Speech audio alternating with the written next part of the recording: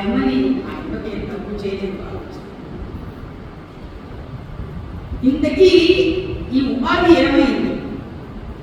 మనం చాప్టర్ వస్తాం, రేపు మనం కూడా పడిపోతుంది కదా. ఎప్పుడు ప్రతిదీ సృష్టిలో కనిపించే ప్రతిదీ రాలిపోవాల్సిందే.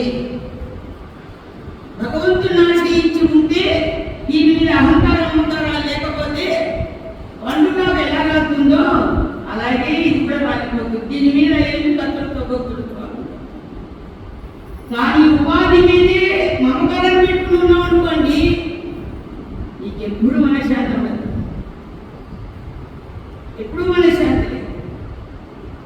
ఇటువంటి నిజమైనటువంటి తత్వాన్ని మనం చూసుకోవడం కోసమే మనకి గురుదేవులు పాపం వారి సన్నిధిలో మనకి ఇంత స్థానాన్ని ఏర్పరచారు.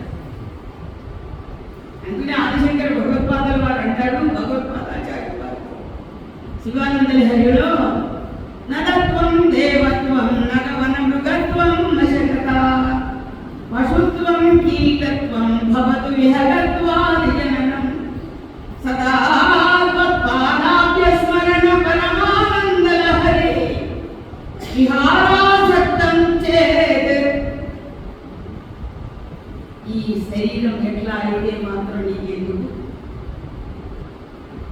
ఈ బహుశా ఈ శరీరం ఎలా ఉంటే నీకెందుకు? నరజన్మరాని నరత్వం, దేవత్వం దేవతా జన్మరాని, నగవన మృగత్వం అడవిలో సంచరించేటువంటి మృగజన్మ